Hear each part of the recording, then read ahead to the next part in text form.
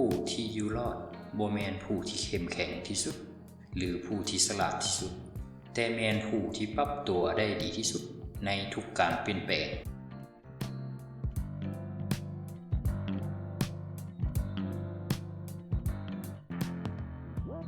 สบายดีท่านผู้ฟัง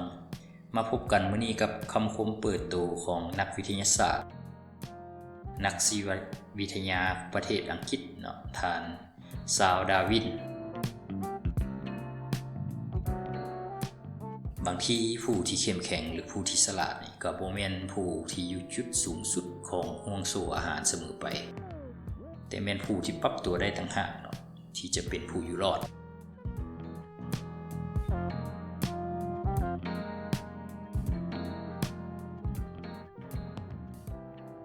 มื้อนี้พวกเขาจะมาเว้ากันในหัวข้อเกี่ยวกับการเมืองแนวคิดซึ่งบ้านเฮานี่มักเอิ้นสองคำนี้คู่กันต่างกับประเทศอื่นเนาะ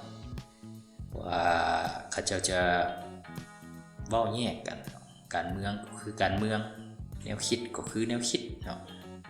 วันนี้เราจะมาเว้าการเมืองแม่นหยังการเมืองก็แม่นแนวทางเลยเนาะแนวทางการเมืองของประเทศใดหนึ่งอาจจะเป็นนโยบายบ่เนาะวิธีการ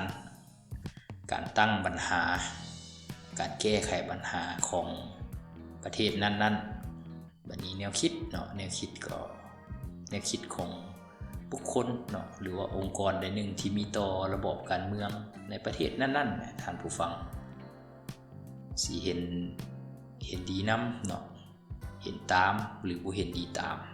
มันก็สุดแล้วแต่เป็นแนวคิดของภายลาววันนี้เฮามาเบิ่งกันว่าเป็นหยังเนาะบ้านเฮานี่ประเทศลาวเฮาจึงมักเอิ้นในสองคำนี้คู่กันก่อนสิมักเอิ้นคู่กันมันต้องกลับไปเบิ่ง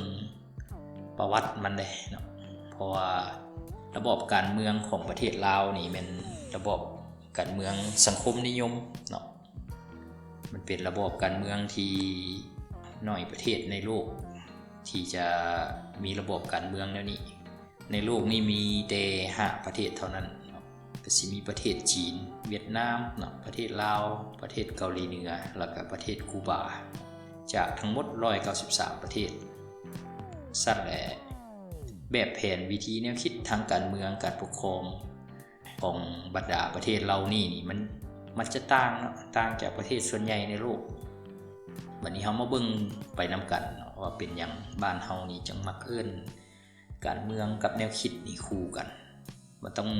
ย้อนกลับไปเบิ่งประวัติศาสตร์ระบบการเมืองสังคมนิยมนี่มันแม่นแนวใด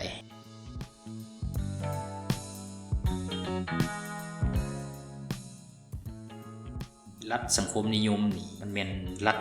ที่ว่ามีจุดมุ่งหมายให้สังคมนี่มีความเท่าเทียมกันสร้างสังคมบ่ให้มีชนชั้นเมื่อสังคมบ่มีชนชั้นมันก็บ่มีการกดขี่เอารัดเอาเปรียบกันก่อนสิมีแนวคิดแนวนี้นี่สมัยก่อนนี่มันมีระบอบทุนนิยมก่อนสิมีระบอบสังคมนิยมระบอบทุนนิยมนี่มันมีการกดขี่กันกดขี่ให้งานแหละหลักๆเนาะสั้นเพื่อจะแก้ไขปัญหาตัวนี้เนี่ยได้แนวใดเนาะมันจึงมีแนวคิดทางการเมืองเนาะจะแก้ไขปัญหาการกดขี่ข่มเหงในสังคมแนวใดมันจึงมีนิยามคือเฮาเว้ากันเนาะแม่นรัฐที่ว่าสังคมมีความเสมอภาคกันบ่เอารัดเอาเปรียบกันเฮ็ดแนวใดเนาะมันจึงสามารถเฮ็ดให้สังคมเป็นไปตามความคิดนั้นดังนั้นเนาะในช่วงแรกเริ่มของรัฐสังคมนิยมนี่ส่วนหลายประเทศที่ว่าเป็นประเทศสังคมนิยมนี่จะแม่นรัฐบาลเนาะจะเป็นผู้ควบคุมกิจการเนาะภายในประเทศของตนเองทั้งหมดเนาะว่าจะเป็นโรงจักรโรงงานเนาะให้นาตาก้าควบคุมทั้งหมดเนาะประชาชนเฮาก็ออกให้งานเนาะบ่มีการเอารัดเอาเปรียบกันรัฐจะเป็นผู้ควบคุมทั้งหมดเวลาควบคุมทั้งหมดได้ผลประโยชน์จากการเก็บเกี่ยวก็ต้องมาแบ่งกันแบ่งสรรปันส่วนให้เท่ากันได้เนาะทุกคนเนาะได้รับผลประโยชน์ทุกคนจากการเอาให้งานของตนเอง ให้มีความเสมอภาคเนาะเมื่อเป็นแล้วนั่นก็สังคมนี่มันจะบ่มีชนชั้นเด้เนาะเพราะทุกคนมันได้เท่ากันเด้ก็บ่มีการเหลื่อมล้ำทางสังคมหมายความว่าทุกคนในสังคมนี่รวยเท่ากันเบิดเด้ถ้าว่าในอีกแบบหนึ่งแล้วก็ประเทศก็จะมีความผาสุกฟังเบิ่งก็ห่วยเป็นได้แนวนั้นแท้มันก็ดีนะท่านผู้ฟังตัวจริงนี่อันที่เว้ามานี่มันเป็นเพียงทฤษฎีเท่านั้นเพราะว่าสิ่งที่สำคัญที่สุดเนาะที่เป็นสิ่งที่ท้าทายต่อทฤษฎีตัวนี้แม่นธรรมชาติของมนุษย์เฮานี่นะส่วนหลายมันมีความโลภติดตัวมาตั้งเกิดเนาะทุกคนนี่มีความโลภเกิดมาแล้วมีรถเนาะปราศจากบ่ได้เนาะเกิดมาล่ะแต่ละคนได้มีการเรียนรู้เติบโตขึ้นมาก็อยากได้อยากดีอยากสบายนะหาเงินได้ก็อยากได้ค่าตอบแทนตามเหือตามแห้งที่ตัวออกให้งานไปได้เนาะท่านผู้ฟังคือเฮานี่คือกันแน่เนาะเพราะว่าออกให้งานนักที่เฮาก็อยากได้ค่าแห้งสูงและเนาะสิให้แบ่งทอนกับผู้อื่นนี่มันก็บ่อยากแบ่งเด้แล้วเมื่อมันเป็นแบบนี้แหละเนาะรัฐของสังคมนิยมนี่นะมันจึงเน้นนักเนาะให้คนนี่มีความคิดไปในทางเดียวกันเนาะให้ความสำคัญและให้ความสำคัญเกี่ยวกับแนวคิดของคนเฮ็ดแนวใดให้ประชาชนอยู่ในประเทศของตัวเองนี่มีความเอกภาพกันเนาะมีความเสียสละให้กันเนาะบ่อิจฉาบังเบียดกันดังนั้นแหละการเมืองของรัฐสังคมนิยมนี่มันจึงมาคู่กันระบบการเมืองมันจะมาพร้อมกับระบบแนวคิดที่เฮ็ดแนวใดต้องให้แต่ละคนนี่มีแนวคิดไปล่วงเดียวกันตามระบบการเมืองก็ย้อนเป็นแล้วนั่นแหละเนาะประเทศสังคมนิยมนี่ทุกประเทศเนาะในโลกนี้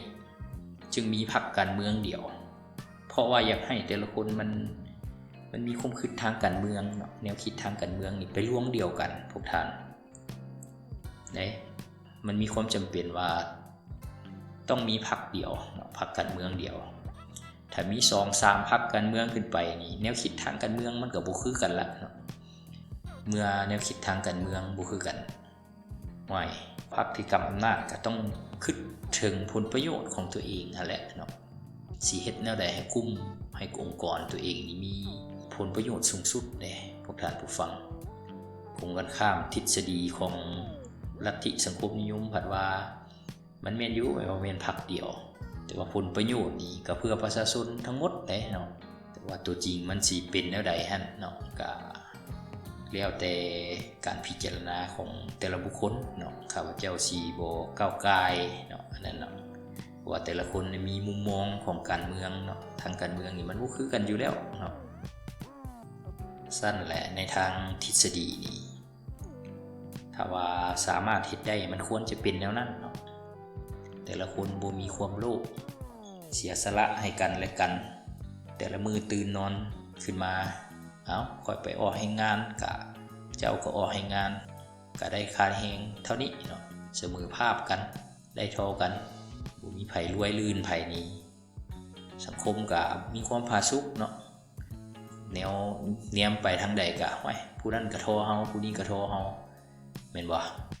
สังคมก็มีแนวคิดที่ว่าบ่ควรอยากโลภอยากได้อยากมีเกินตัวนะเนาะถ้าบ่มีความอยากได้อยากมีเกินตัวแล้วก็มันก็สงบสุขแต่ว่าตัวจริงนี่เป็นไปได้ยากท่านผู้ฟังในสังคมปัจจุบันนี่เป็นอย่างจังหวะนั้นเพราะว่าการที่เฮาจะไปเปลี่ยนแปลงเนาะแนวคิดของคนนี่ผู้ใดผู้หนึ่งหรือองค์กรใดองค์กรหนึ่งให้มันมีลักษณะเดียวกันหมดนี่เป็นไปได้ยากที่สุดเนาะบ่แม่นว่าแต่พรรคการเมืองใดพรรคการเมืองหนึ่งเนาะแม้กระทั่งบรรดาเจ้าลัทธิเจ้าศาสนาเนาะยกตัวอย่างคือศาสนาพุทธนี่พระพุทธเจ้านี่เพิ่นก็บ่สามารถเฮ็ดให้คนทั่วโลกนับถือศาสนาตัวเองได้ให้นับถือตามหลักธรรมคำสอนของเพิ่นได้ทั้งที่ว่าแนวคิดของเพิ่นนี้เกิดมาได้ 2,000 กว่าปีแล้วเด้พวกท่านผู้ฟังเพิ่นเป็นคน เก่งผู้หนึงเลยเนาะคำสอนของเพิ่นสิจึงอยู่รอดมาฮอดปัจจุบันนี่แต่เพิ่นก็บ่สามารถเปลี่ยนใจคนส่วนหลายได้เนาะมันก็ย้อนว่าหยังเนาะก็ย้อนว่าสัญชาตญาณดิบของคนนี่แหละมันมีความโลภติดตัวมาตั้งแต่เกิดเนาะทุกคนก็มีความอยากได้อยากดีมีวิธีของตัวเองนั่นแหละเนาะรวมทั้งมีแนวคิดของตัวเองเนาะว่าจะเป็นการดำรงชีวิตต่างๆเนาะการหาเงินหาคำเนาะแนวคิดต่อระบบการเมืองก็คือกันเนาะมันก็คล้ายคือกันแต่ละคนนี่มันเป็นปัจเจกเนาะ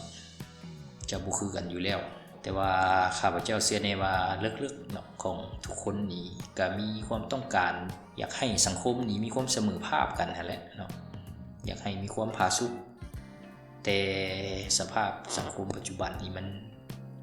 มันเป็นไปบ่ได้เนาะเพราะว่ามันมีปัญหาหลายเพราะแต่ละยุคมันก็มีปัญหาเนาะปัญหามันก็บ่คือกันคือปัญหาของสภาพปัจจุบันนี่ว่าเรื่องปัญหาเศรษฐกิจปากท้องนี่แต่ละคนตื่นมานี่ก็เห็นกับตาแล้วเนาะได้ยินกับหูสัมผัสมันทุกมื้อไหนยุ่งยากส่ำใดพวกท่านผู้ฟังสิหาเงินหาคำเนาะเลี้ยงตัวเองได้นี่เลี้ยงครอบเลี้ยงครัวได้ก็พอแห้งละเนาะสิเอากระจิตกระใจสิได้เนาะสิให้มีความคิดว่าโอ้อยากแบ่งปันกันให้มันเสมอภาคกันก็ยากอยู่เนาะยุ่งยากอยู่สั้นแหละเนาะมันก็พิจารณาไปนำกันมันถึงเวลาแล้วหรือยังเนาะที่ต้องปรับปรุงเนาะพัฒนาเปลี่ยนแปลงแล้วก็ปรับตัวกับบ่หมายความว่าจะลบล้างอันเก่ามันต้องปรับตัวให้มันเข้ากับสภาพบ่ว่าการดำรงชีวิตการเมืองเศรษฐกิจต่างๆให้เข้ากับสภาพสังคมในปัจจุบันมันถึงจะอยู่รอดได้เลยบ่ซั่นนี่ข้าพเจ้าเชื่อแน่ว่ามันบ่สามารถอยู่รอดได้ถ้ายังสิเฮ็ดแบบเก่าอยู่มาฮอดนี้ก็สิ่งที่เว้าข้างถึงนั้นก็เป็นการอธิบายเนาะสไตล์บ้านๆเนาะเพื่อให้ฮู้ว่าการเมืองกับแนวคิดนี่มันเป็นหยังบ้านเฮานี่มันจึงมักเอิ้นคู่กันก็ถึงแม้ว่าการเว้ากันอธิบายมื้อนี้มันค่อนข้างจะเบิ่งในมุมมองของบ้านเฮาเป็นหลักเนาะบ่ได้อิงใส่สภาพการในมุมมองของประเทศอื่นในมุมมองของบ้านเพิ่นเมืองเพิ่นเนาะแต่ว่าท่านผู้ฟังผู้ใดมีคำแนะนำติเตียนก็สามารถแลกเปลี่ยนความคิดความเห็นกันได้เนาะแต่ขอให้แลกเปลี่ยนความคิดความเห็นแบบวิชาการเนาะสุภาพเนาะทางช่องพวกเราก็สิเอาไปปรับปรุงให้ดีขึ้นเนาะถ้าเป็นไปได้ก็ขอให้กดไลค์กดแชร์ช่วยพวกเราแน่เนาะเพราะว่าช่องน้องใหม่เด้เพื่อให้มีกำลังใจสอบเนื้อหาดีๆเนาะมาโอ้มาลุมมาเว้ามาว่าให้ท่านผู้ฟังได้เรียกเปลี่ยนคำคิดคำเห็นกันขอขอบใจ